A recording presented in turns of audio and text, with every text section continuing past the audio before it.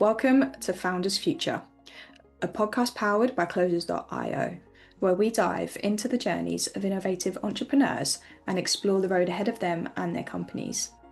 I'm your host, Olivia Salmons, and in each episode we'll uncover the stories behind impactful ventures, the challenges faced along the way, and the strategies driving their future growth. Today, I'm very excited to be joined by Danielle Klemm. Did I say that right? Klemm. Mostly. Klemm. It's okay.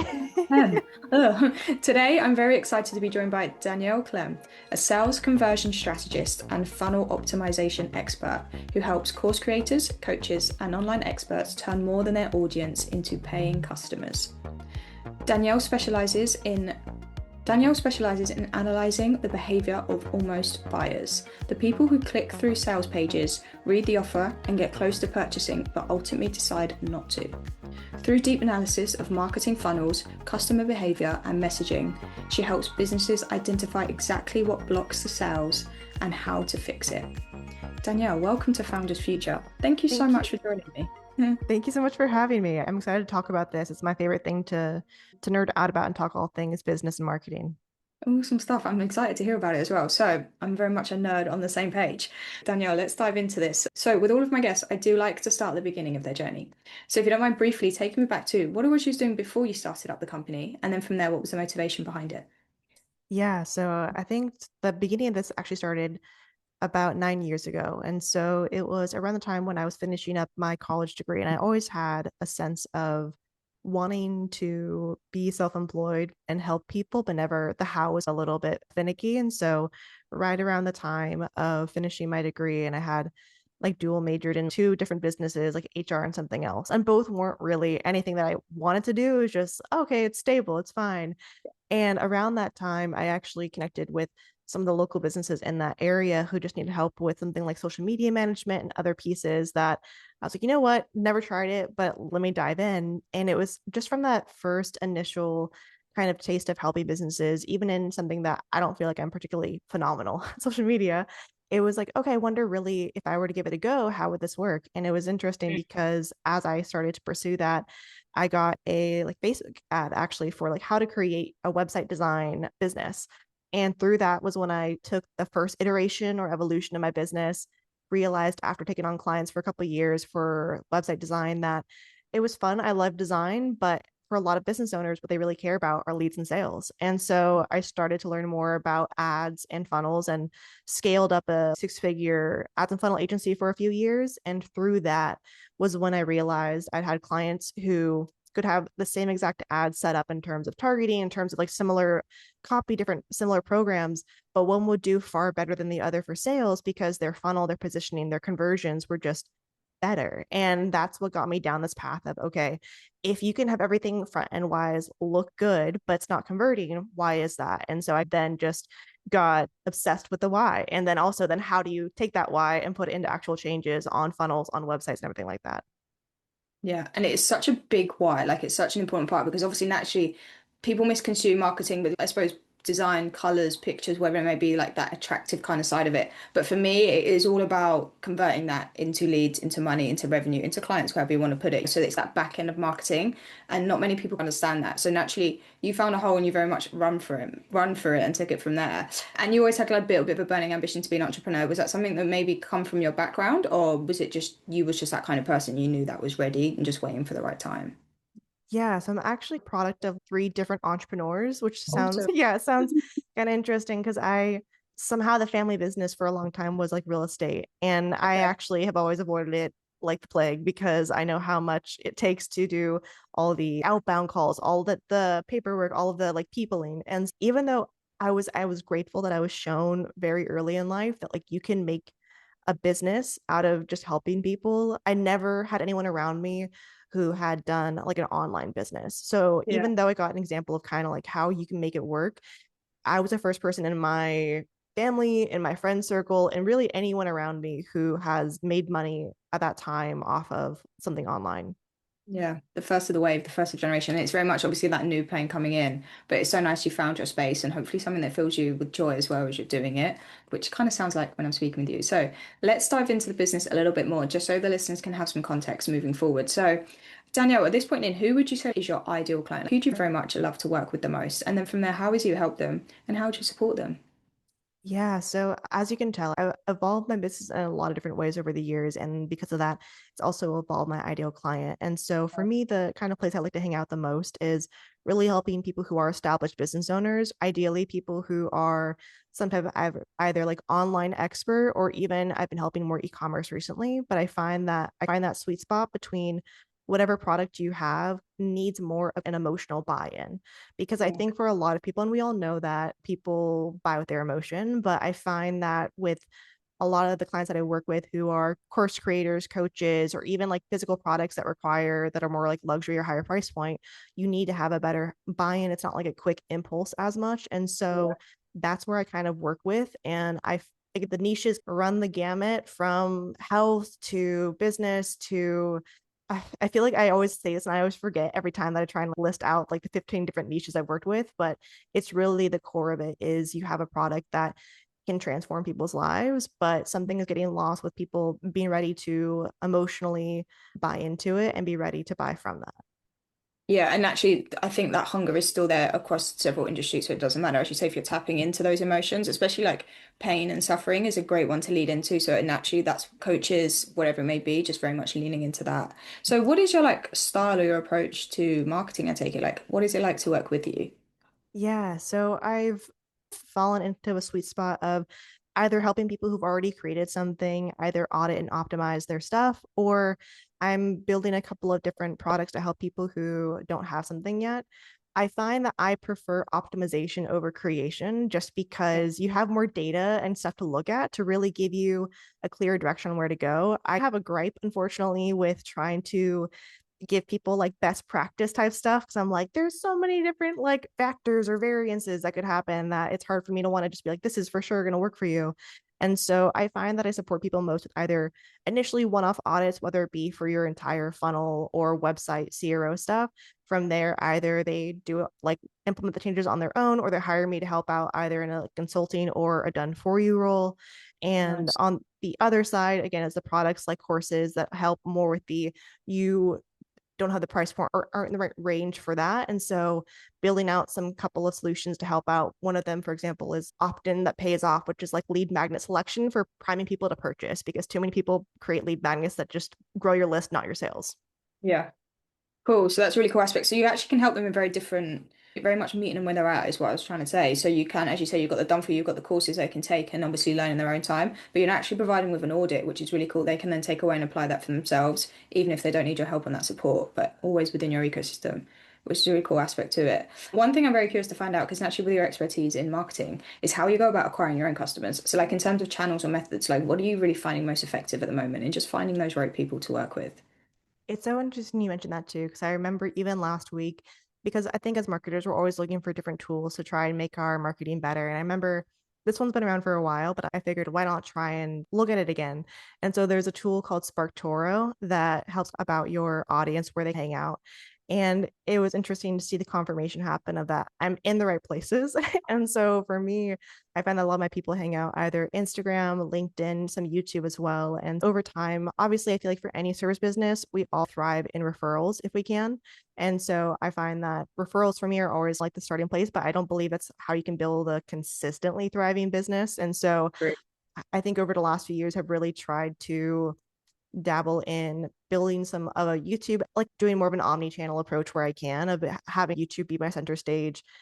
At some point, I'll get back into blog. It's just I find for some reason it's so harder for me to do written versus video, even though there's tools out there to help you transcribe stuff and so forth. But I find that I prefer nuance and breadth. And so for me, that has been YouTube and also podcasting. I really think like podcasting is one of those like unsung heroes that even though the SEO might not be there, relationship building is just phenomenal. Or even just like for me, I have a lot of people who come on the podcast who are different agency owners or different people who are working with similar clientele, but just in different services. And so that naturally allows for them to think of me or top of mind when someone might need help. And so I think those channels work a little bit better, even though they take their longer game more than the one off Instagram posts or LinkedIn posts. No, I agree. Obviously, referrals are amazing. And as you say, with the consistency is obviously lacking with that. And I feel like most founders wish they could live off of referrals forever. And they Yes. aren't, but they just don't come as often as you'd hope. So naturally, like adding on other forms, long form content is very much coming back into play in terms of podcasting, YouTube. I 100% agree. And even to go back to what you're saying about written compared to speaking, I feel like I'm on the same wavelength. I feel like it just goes down to what kind of person you are, what kind of learner you are, how your education was growing up. If you can articulate, you're very well, like in messaging, blogs are amazing, like those hooks you can put on Instagram Reels. But if you're good at speaking, use your voice. Use those, as you were saying, like you can resonate with people's breath. If someone is listening to your voice for 10 minutes plus, you'd hope they got an idea of what it is like to work with you, who you are as a person, and just very much feeling your vibration through what you're speaking. And so it's a really great aspect. Do you run any form of advertisements or anything just to really help with that consistency coming in, or is it very organic on your off run? Yeah, so I've been running some ads recently, more so on the product side of my business, courses and Okay. so forth. I might be running ads soon for services, but not in the traditional way because trying to run ads to traditional services is just either going to be really, really high in terms of the cost of acquisition. And so I actually, over December, part of this being the marketing element was I think I did about a dozen of like market research slash funnel review calls. So in exchange for seeing their information, helping them figure out what will work for them, I can kind of get some market research from that. And I'm taking some of those insights that came from the patterns that I saw in the different niches and the different elements and making it into a private podcast. Something I realized on those calls who were IDO clients was they told me, and I understand, is that people who are more advanced in business or who've been burned before, they need something that shows nuance. And that's why I really enjoy podcasting and YouTube because it allows for nuance versus blogging. You can get there with written stuff, but I just feel like it's so hard and I don't want to create a Substack. And so I'm actually going to be down the road creating some ads to run as the free opt-in being the private podcast as a way to get people in the door to my audience. And normally with this type of content, it's a longer buyer cycle than if I were to play on like create a funnel type of content. Yeah, so it's okay. So it's a really unique like way of coming about it, and that's an awesome stuff. And do you have a team there helping out at all, or are you running the whole show yourself, like wearing all the hats as a founder?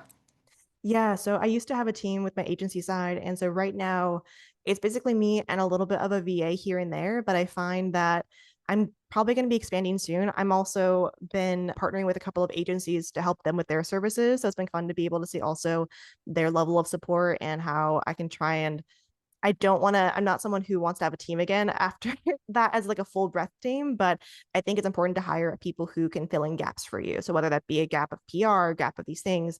And so for me, that's where my focuses will be next once I get more of the systems down that I feel like I already know, like ads and funnels. Yeah, 100%. And I think a small but mighty team is as big as a small one, is as important as a big one. It is just, as you say, fitting that into into how you want the vision for your company. So it's a cool aspect, and just handing over those jobs that you don't necessarily want to be doing as a founder is 100% the way forward. But keeping that everything in line moving forward. And I suppose, what are your ambitions or your visions for this company moving forward? Like when you think of the next 6 to 12 months, like what are the goals or the targets you're hopefully looking forward to achieving?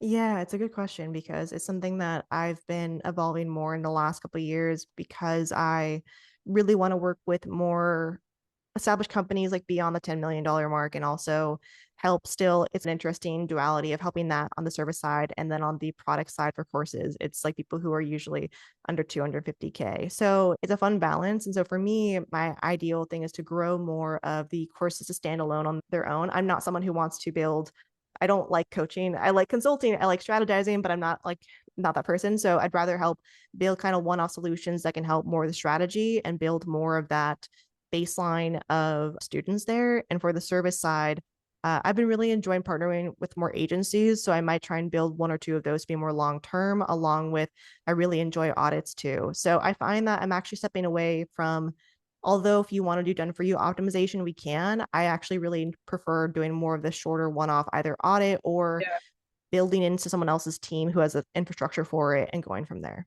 Yeah, I love it. So very much lean into the courses, as you say, more of an evergreen system coming in where the people can plug and play and take it from there.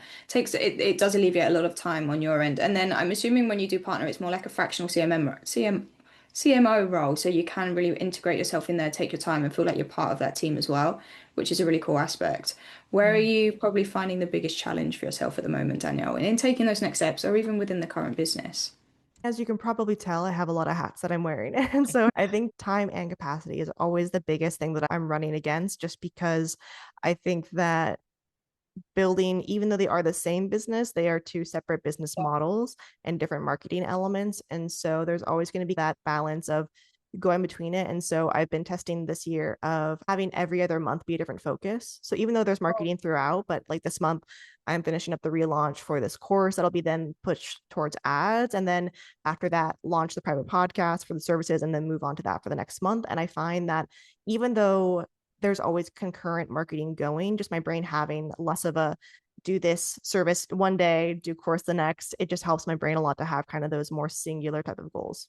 Yeah, I understand it. It's chunking out your day in the right way so that you can navigate that and obviously not lose your time the whole way through. I like to do the same. I block tasks as I go throughout, so I can just bump all them ones out and then move on to the next. It's an awesome process. And I have one final question to ask you, Danielle. So, if you could go back in time to a younger self and you could only leave yourself with one piece of advice moving forward, something you know now, but that you didn't know back then, what would you say to yourself?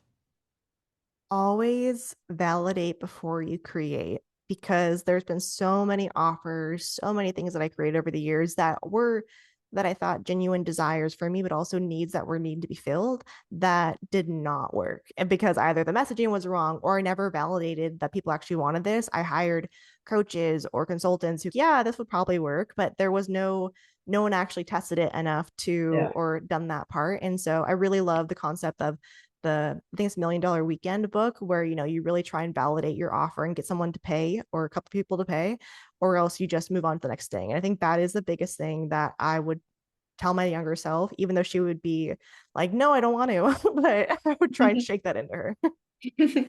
I love that a lot. And it is such a key piece. I think most founders do miss out on that because naturally they get so excited about what they're doing. But if you're not filling a service or filling a purpose with that, it's, as you say, move on to the next and we can try again. And Danielle, thank you so much for joining me today and for sharing your incredible journey and insight with us. Where can our listeners reach out best to work with you or connect with you if they would like to do? Like I mentioned, I'm usually on Instagram, LinkedIn, or YouTube. You can find that just under Danielle Klemm or danielleclemm.com, my website where I have all the offerings if you want to go in deeper. So you want to find me there. I'm around one of those places at some point throughout the month. Beautiful stuff. And thank you again, Danielle. I really appreciate your time with me today. And to our listeners, if you enjoyed today's episode, please be sure to go and check out Danielle Klemm, as she just said, LinkedIn, Instagram, YouTube, drop her a message, check out the website. I'm sure she'd love to hear from everybody. And do not forget to subscribe to Founders Future via wherever you listen to your favorite podcasts.